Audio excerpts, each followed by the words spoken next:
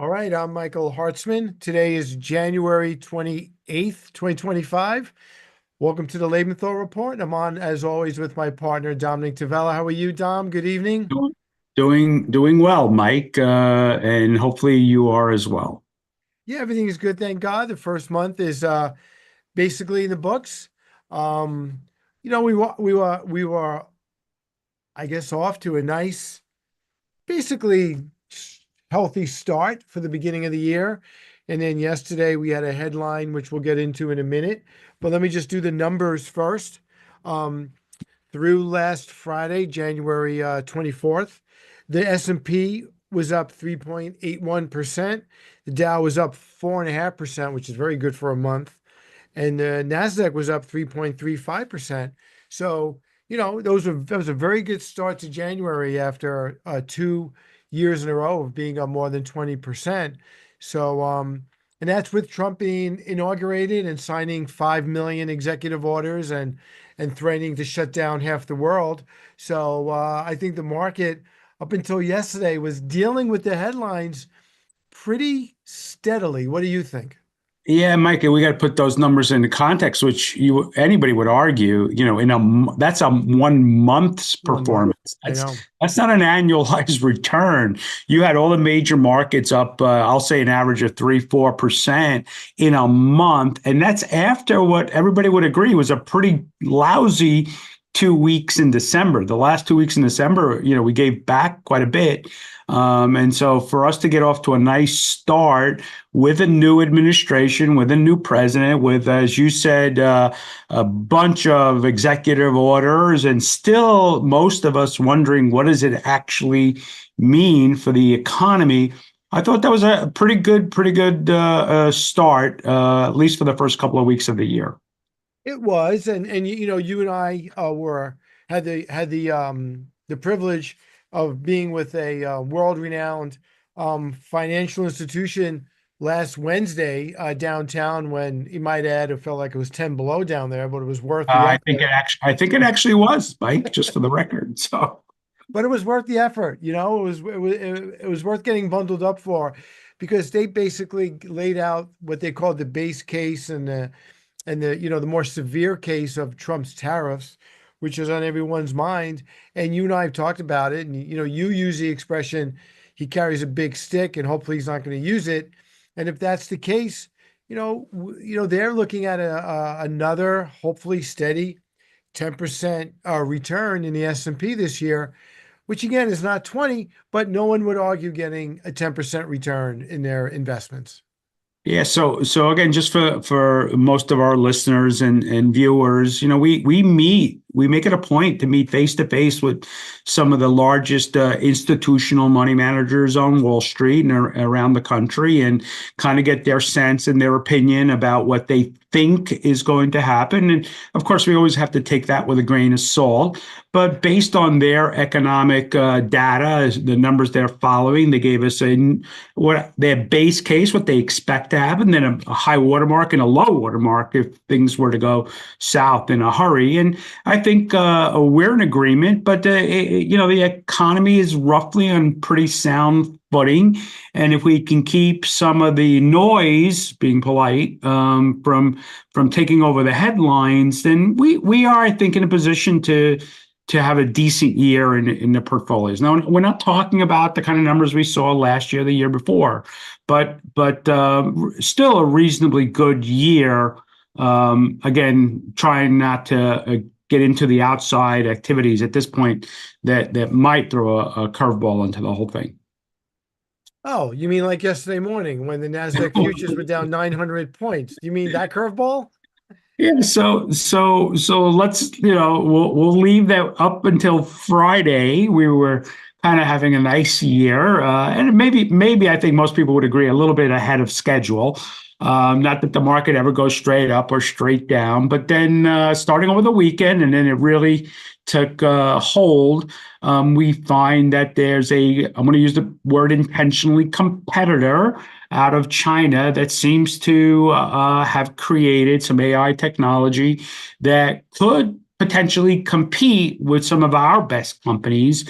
And all of a sudden, the valuation, what these companies look like they were worth, wasn't quite as high as the markets had determined only a week ago. So there's kind of significant pullback on Monday in all the major markets, but particularly the Nasdaq and the technology sector. The AI stocks.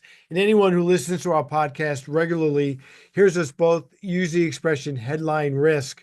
And oh my God, if yesterday was not an example of classic headline risk, I don't know what is, Dominic. So I don't want to give it all away, and we have an expert that can fill us in on some of this, Mike. But we've been talking about this for a long, long time. We can muddle along and do our job every day. And I always joke about a meteor coming out of the sky and hitting us in the head. Well, that was a meteor that came out of the sky. And let's be honest, assuming that some of the capabilities that this new I'm going to call it new technology coming out of China could very well compete aggressively with some of our companies in this country. And it could certainly take business away, not, I believe, US business, but global business possibly. And so markets try to reevaluate what that means and how much in sales companies could do, how much they have to spend on capital to get AI technology into their own infrastructure. So look, it was a meteor. It came out of the sky, but I think like everything we deal with, Mike, you got to take everything a little bit with a grain of salt. Yeah, I mean, the one story that I read was a little frustrating was, the author compared NVIDIA to when, Google swamped AOL and Facebook made MySpace disappear and Netflix made Blockbuster disappear. I don't think we're remotely at that point where, NVIDIA is going to cease to exist because this company out of China does things so remarkably better. As you said, we have a guest tonight, Amanda Gallagher from New York Life, will add more color to that. But that's what I mean by headline risk. Yes, there's new, better technology, maybe. And yes, long term, that'll be a good thing. But there's a lot of runway to go before we know if any of this is ever going to materialize. And though we're going to get into the particulars with Amanda and hopefully get some more insight, I have to believe, Mike, that the companies that would most be able to take advantage of AI, and you brought up NVIDIA, Broadcom is another one of the chip makers out there. I mean, these are pretty smart people. And so I don't know if there was a complete meteor to them and or how much they intend on spending this year alone in order to get this AI technology into their corporate structure. And I'll throw one more out there, Mike. If there is a platform that creates a structure that is less expensive.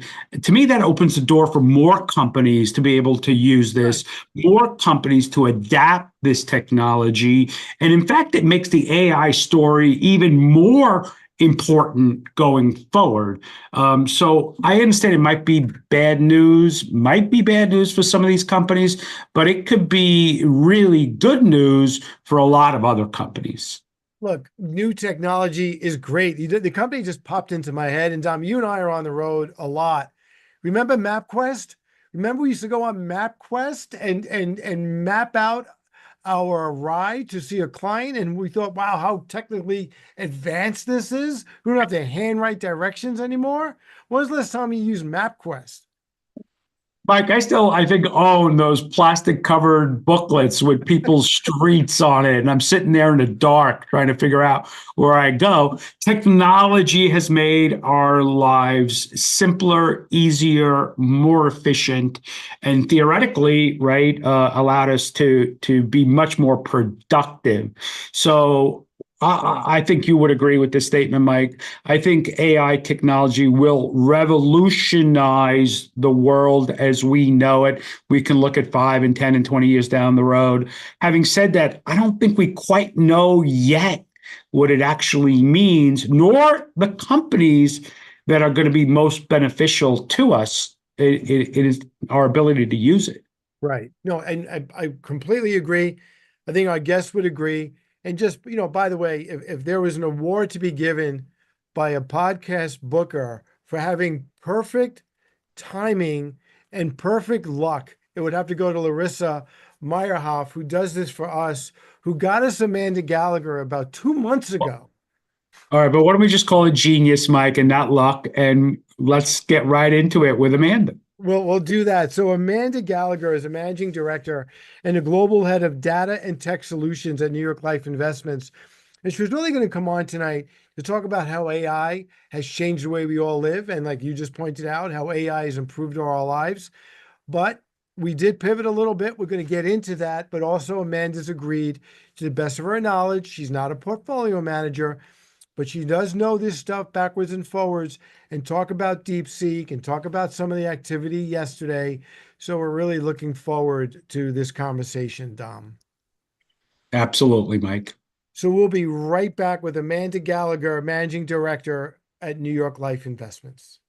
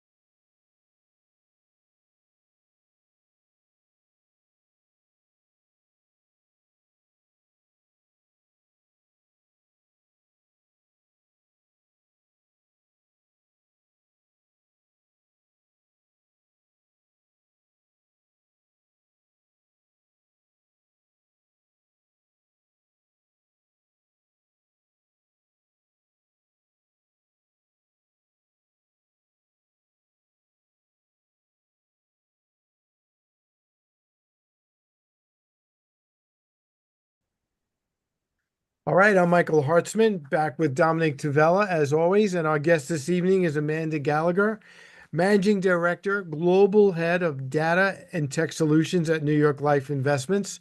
Welcome aboard, Amanda. Thanks for your time this evening. Guys, thank you for having me. You're welcome. So I know you were listening to our open. So why don't we just start with that, with what happened yesterday, and what is Deep Seek, I think it's called, and why does it matter? And you made an interesting point. The tech sector knew about this in December. So suddenly it took 6 to 8 weeks for it to filter into the mainstream media. So you could start anywhere from those various points.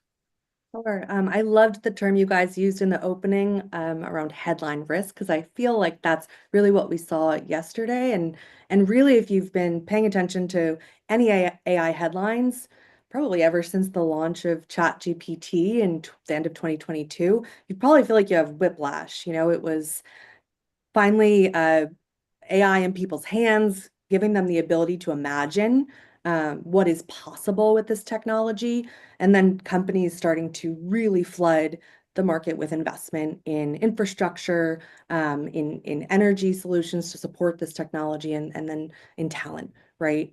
From every aspect of developing these models and training them.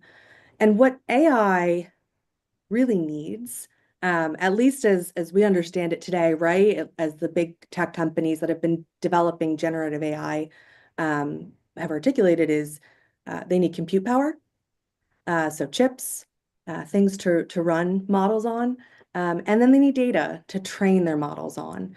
And what's interesting about the DeepSeek launch, yes, it was announced in December 2023, sorry, 24, a month ago.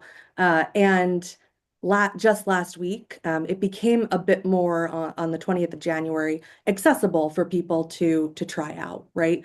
And that was really, I think, people gaining exposure to it that really turned kind of perception, right? And I think what is really different about what DeepSeek claims is that they are claiming that they're able to get the same outcomes as some of the big US tech companies with about an eighth of the chips in compute power that the others claim to need, as well as they claim they're able to train their model on a significant amount. I think the amount they quoted was about 10% of what Meta invested to train their last model. So the question really is, is that really true? Is what they're claiming fully valid?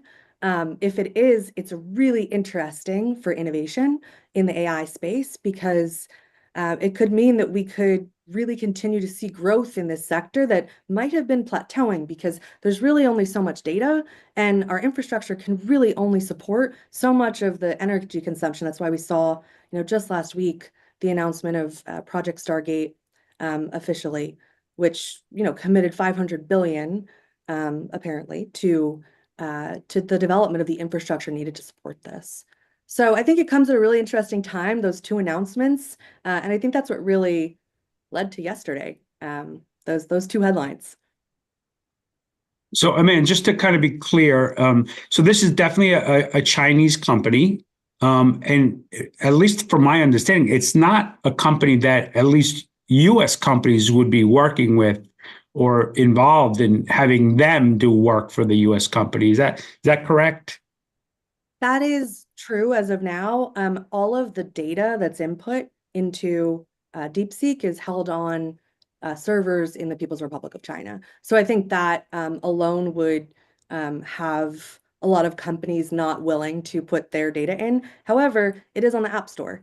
So yesterday saw a huge increase. I think it hit #1 on the App Store for downloads. It made the performance of the app kind of slow. But it's what was really interesting about yesterday too is with all those downloads, people are signing up, saying, "Let me try this out."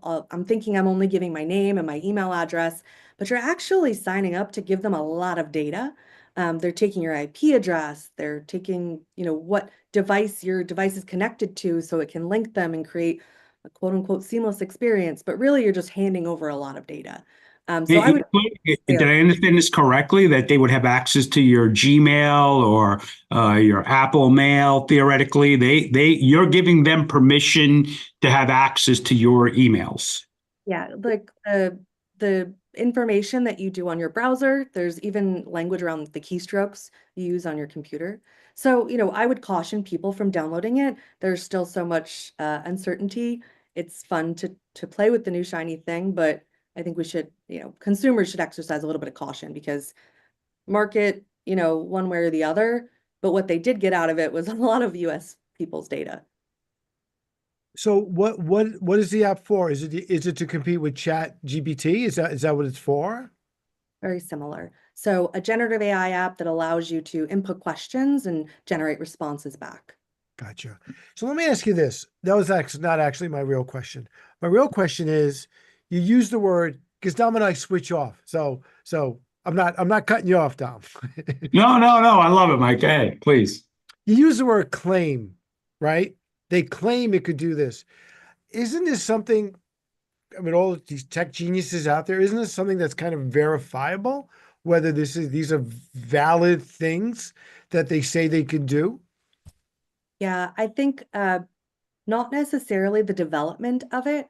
Um, so it's just coming out only 24 hours into all of this, kind of chaos that, did they have backdoor access to more NVIDIA chips than they said they did? And then use it to enhance the compute power they use to train their models. Did they, use more data to actually train their model than they're saying? They said it took $6 million. Like, did it actually take much more than that?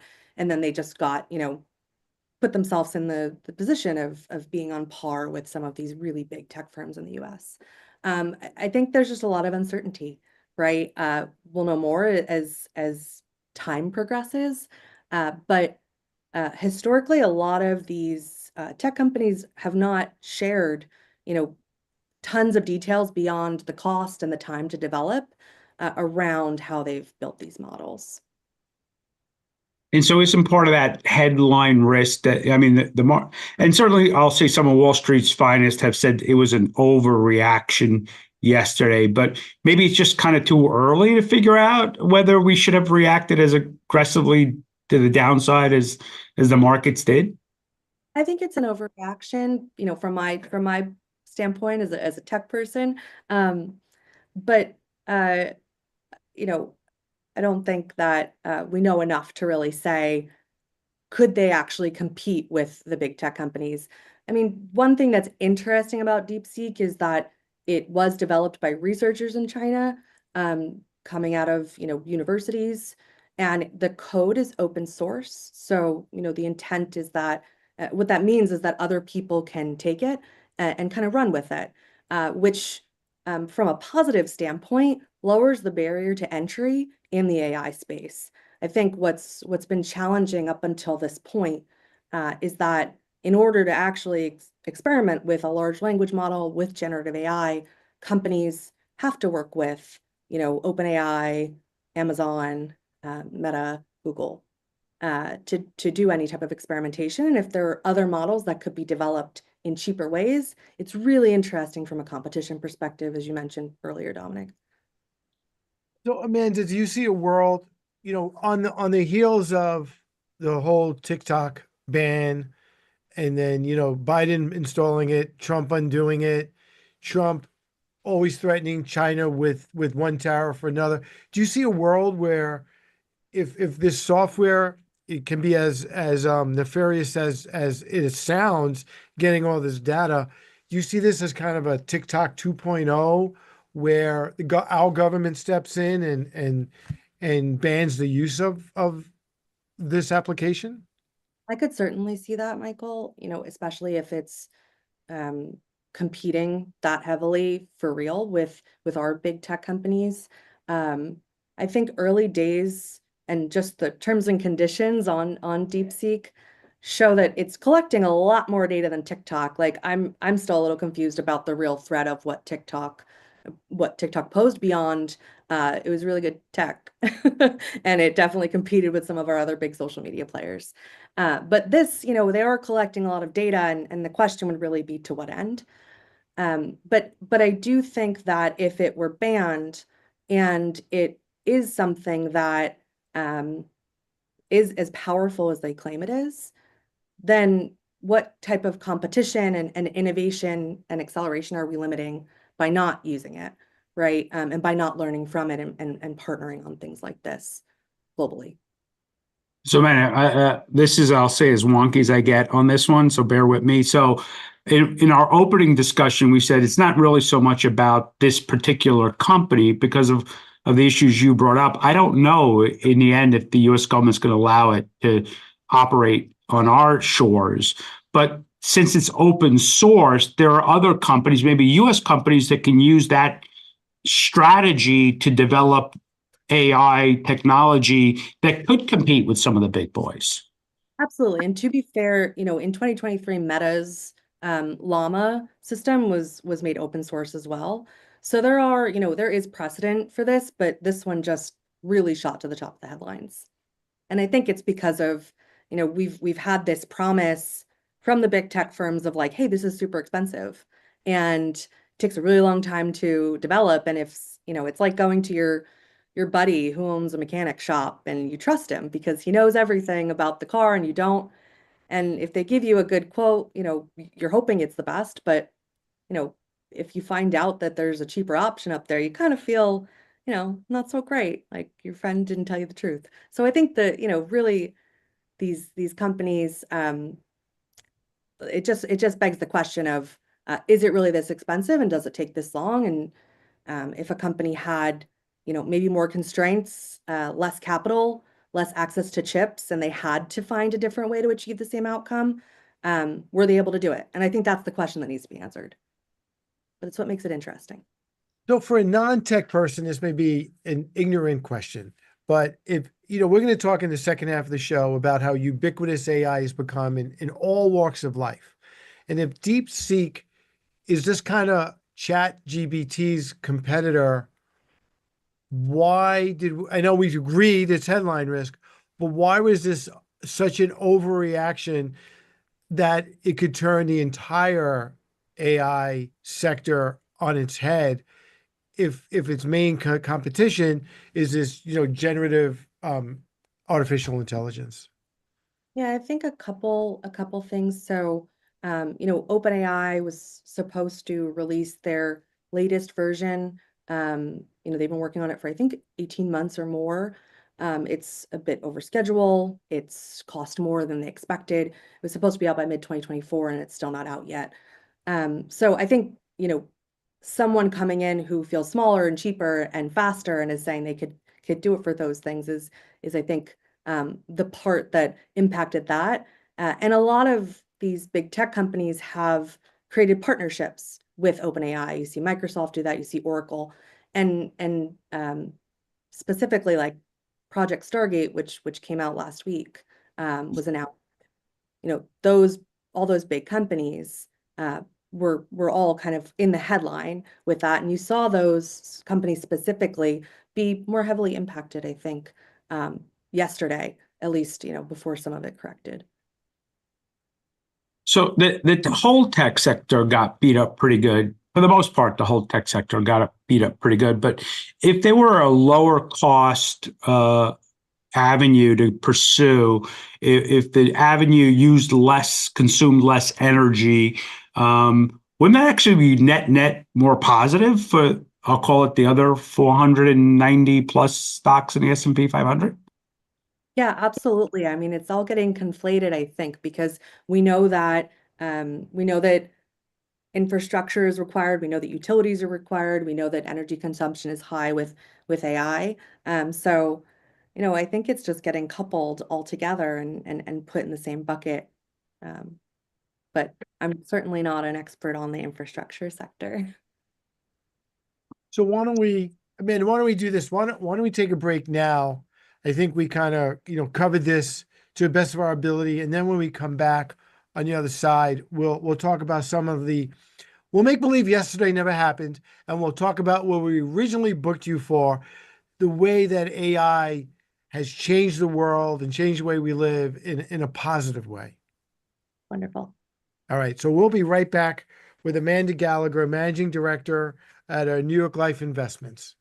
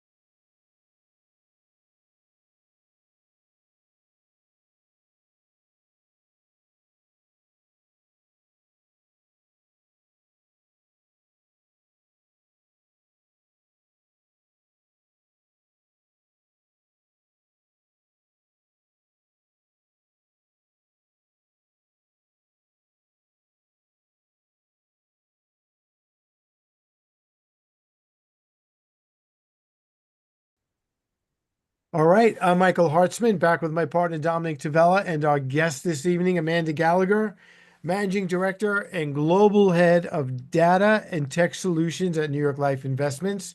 So, Amanda, let's switch gears. We spent some time talking about yesterday's headline and DeepSeek, but let's talk about some of the benefits of AI for just regular people. Like how has AI, in your opinion, changed the way we live in a positive way? Yeah, it's a great question. And I know that some of the headlines can seem so dark. Is AI taking our jobs? I think personally that, humans with AI will replace maybe the humans without AI, but for the most part, it's really just helping you be more efficient and more effective at what you do, whether that's in your professional life or your personal life. So, when I think about the work that we do at New York Life Investments and on my team, we're really focused on how do we tackle opportunities that have significant impact on employee efficiency, client experience, um, or operating margin, right? Can we reduce costs using AI with the lowest amount of downside risk that we can take? So a lot of the work that we have done has been internally facing to start, mostly focused in the bucket of how do we help our employee experience become better? How do we help people get access to information easier? Summarize large amounts of information in a way that helps them do their job more effectively. And I'd say, in some degree, the majority of our employees use it quite frequently, the tools that we've launched. So it's very exciting to kind of watch this all play out from the beginning of companies really widely adopting AI, and exciting to see it making a positive impact on people. So one of the things I always mention to clients is we don't yet know even how this picture is going to look 5 and 10 years down the road. I think at least myself and Mike can remember, the garbage.com era and the companies that don't even exist anymore, and the ones that came out of the ashes that today are part of our normal lives, the Googles and the Facebooks as two examples, right? So if you had to just dream, what do you think the picture does look like 5, 10 years down the road? What are the capabilities that maybe some people are hinting at, but maybe we don't even know yet? Yeah, I'll shift gears a little bit outside of financial services because where I personally think AI could have the ability to impact things most significantly is in a space like medicine. There's been really interesting things being done with breast cancer research. So using AI to do early screening to detect with more efficacy than a radiologist alone. There was a study in Sweden where the AI did it with up to 20% more accuracy. That's really exciting because it's people's lives. And it also reduces healthcare costs, right? And today, only about 9% of US radiologists are using that technology. It's more widespread in Europe. So I think things like that kind of outweigh the a little scarier aspects that we can sometimes dream about, because that's really a positive impact on people's life, right? If I look inside my own industry, uh, things like cybersecurity, IT, operations, marketing, those are areas where we're really seeing early ROI, return on those AI investments that, around easier code generation in the cybersecurity space. I think that's one where financial services companies are really seeing the highest ROIs in that space, where they're using AI to detect vulnerabilities much faster and with much more efficacy. And just looking at our industry, Dominic, you and I are in a space that's called the independent broker-dealer, independent advisor.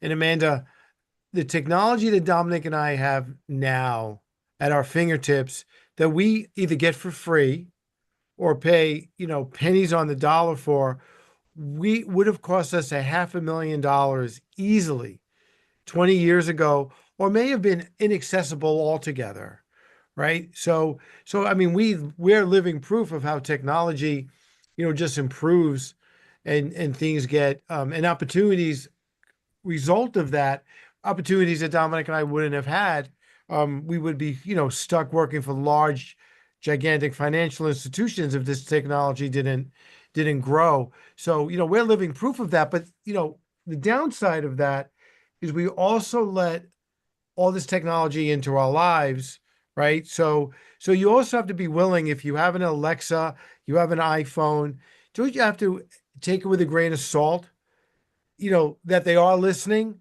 that, that's not someone with headphones sitting in a van listening to me, but they're capturing all this data on millions upon millions of people every single day. What are they doing with it? Yeah, it's a good question. Like a lot of it is, can we sell more to you by, using data to segment you into like micro segments of a market? You're super interested in this, niche hobby or type of fiction, right? So, certainly to create much more personalized experiences for us as consumers, and that's how all of the big social media and tech companies use it today. Um, the downside is, how could this data be used in the future? And we haven't been as strict in the US around consumer protection of data privacy as they have in places like Europe. I also work with our European teams, and we have to deal through far more regulations and compliance to get the same types of tools in place from an AI or even just general tech perspective. So, I think to create personalized experiences at best, and for other purposes at worst, I hope that there aren't situations where information is being sold to governments, right?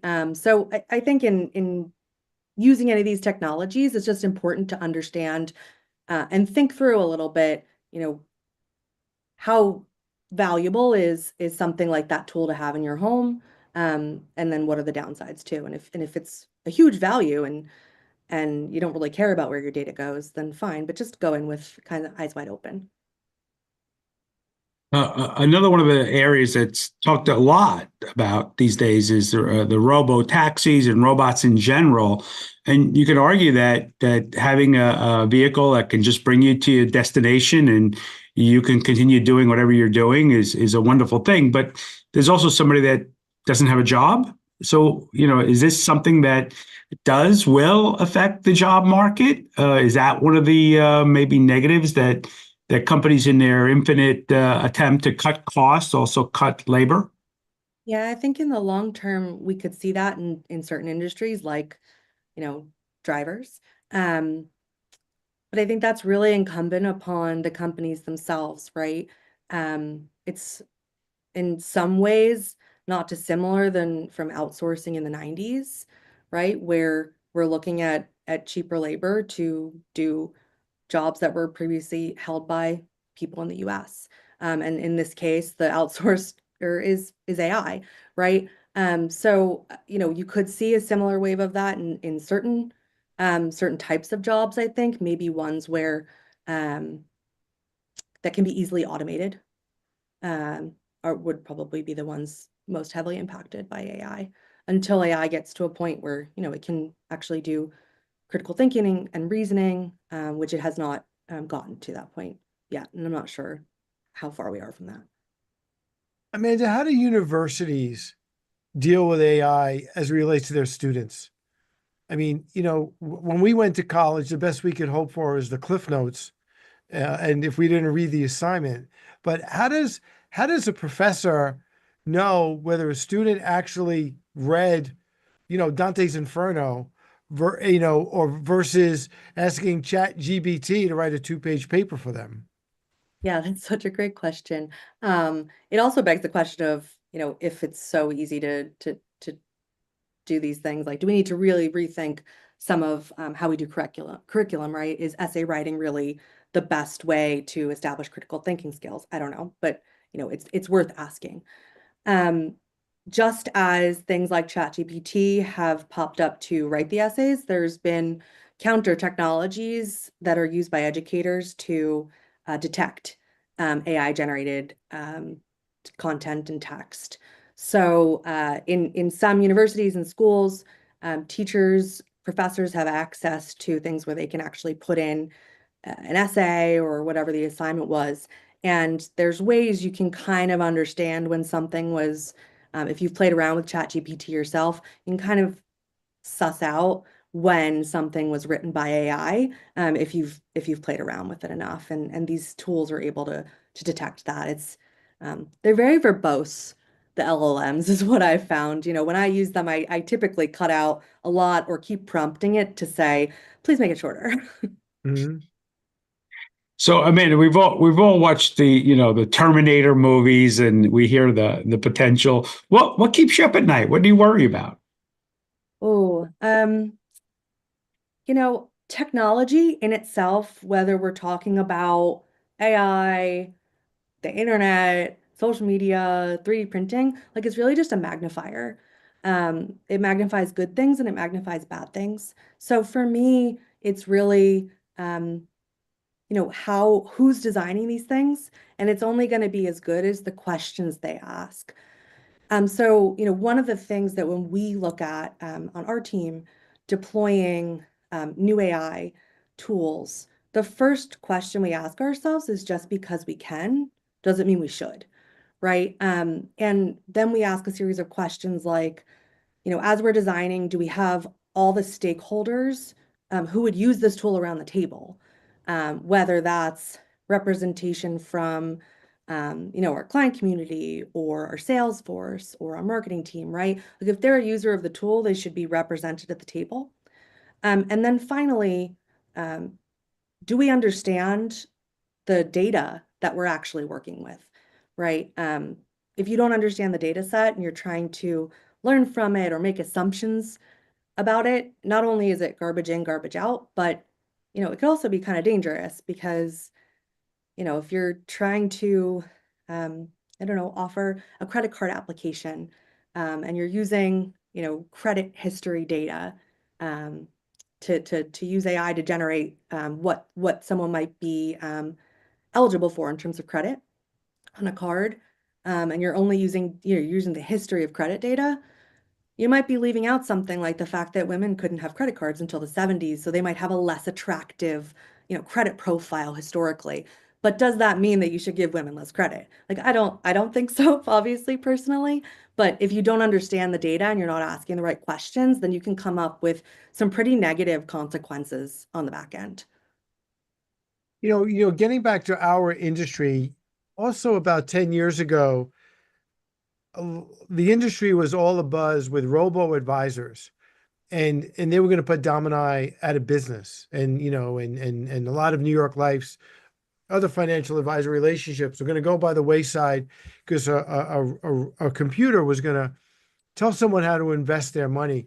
But at the end of the day, I believe that all this stuff is just a tool, and people still want that human interaction, whether it's us, a lawyer, a doctor, even someone behind the counter at Bloomingdale's. I agree with you. And quant investing is really hard. If it were simple, it would have been solved already. It hasn't been. Um, I do think that um, you know, AI AI traditionally works best. If you think of it at its pure definition, it's really like the machine learning aspect of it is you teach a computer about inputs and outputs. So, if this action happens, the market will do this. And you're trying to teach the computer how to handle those scenarios in the future. The challenge is when you think about investing, it's both science and art, right? There's no math equation that's going to tell you exactly what the market's going to do because people don't always behave rationally. So it's until we can have a crystal ball and predict how people are going to act in any type of scenario, you can't really train an AI model to handle every single type of market event. Like a person with decades of experience might be able to look and be like, oh, I remember when this happened the last time around. I know how to think about it. So, I mean, they're the perfect lead in. I remember the 80s and the promise of biotechnology, and they were going to solve the cure for cancer, right? And even the garbage.com era in the 90s and what the internet was going to do. What are they kind of promising on AI that you think is going to be just a lot harder to eventually get to that goal than maybe some people are alluding to today? Um, I think the idea of it replacing all of us, to your point, Michael, is overstated, certainly in the short term, um, and maybe even in like the longer term. I think that probably is the most overstated one, that I don't think is a promise that will like fully deliver on. Like we all need jobs. I agree, but I hope Who's you're going to right. build these things if there's no one to pay for them and no one to get a paycheck from them? At a certain point, like we have to, as technologists, be responsible citizens too. So Amanda, other than the healthcare, which is super important in getting better data, um, if you look at your own family, your parents, your grandparents, aunts, uncles, even in your own home, are there examples of AI which are improving, people's lifestyle every day? I know we talked a little bit about Alexa and, and it's listening all the time, but are there other aspects of AI which truly are enhancing people's lives? Yeah, I mean, there's really cool ways that you can use ChatGPT just to do basic things like, I don't know, figure out what meals to meal prep for the week based on what your nutrition or your fitness goals might be, develop your workouts on there and give you very specific things. It's really good at things like that, creating schedules for how to achieve both short and long-term goals. I think um, if anything, like it's not anything that us as human beings could do with enough time and research. It's just um, cutting out a ton of that time to get to the same outcomes. And I think anything that you can think of that you might have, I think ChatGPT just launched something around tasks just recently where, it can do a whole host of new things for you. I think those are, starting to operate like more assistance, which has been one of the promises of AI for a long time, right? We've seen chatbots. We've probably argued with chatbots on banking websites, on retail websites when you're trying to buy something or change something. But I think they're getting to a point now where they can be a bit more conversational and understanding, and just really make your lives easier and free your time up. That's how we really think of it on our team, right? It's really just freeing people's time up to work on things that are far more interesting, strategic. And I think to your point, Amanda, we're all used to, dialing a phone number and getting hit three for this or state your name and just this very frustrating computer interaction. I think if that we're doing it already, so we're not replacing somebody's job, but if we're able to do it in a more efficient, I hate to say human structured way, comfortable way, that would make the world a better place, right? Absolutely. Gets you to what you need, where you need to go faster, and you're not spending 30 minutes on the phone with your bank. So how does AI, where does AI come into that? Is that when you're taking a photo of a check and it's able to read that photo and then you make the deposit? I mean, I assume, is that some sort of AI technology as well? Yeah, there's a component there where it's something called optical character recognition. It's one of the foundational bases of generative AI so that it's able to actually read information and put it in context, and not be, like in a template form, for example. So that's a piece that's really, having that automation and that piece of technology is something that is really a foundational layer for all of it. Um, yeah, that's a good example. Okay. I saw one study had to do with a fast food company trying it out in their drive-up window, and they found that it still wasn't really all that accurate, but still more accurate than the actual human being taking that order. So, I think in a lot of ways it improves or can improve the quality of life. Yeah, absolutely. I mean, there's similar in vein, there's a snack food company that a few years back did an analysis of demographics on the US and tried to understand, where might there be pockets of people who might have immigrated to this country that like this type of chip snack that we've sold in different markets globally. And using demographic data and AI and patterns, they were able to find places where they might sell those chips. And that's like a great win-win because they're selling more chips. And then people also have something in their hometown that they didn't before that makes them feel like, they're home. So really, Amanda, as we kind of try to put a bow on this, at the end of the day, if used correctly, AI is a net benefit and is it improving both the corporate workplace and the home, as I said, if it's used correctly and not overdone, correct? Absolutely.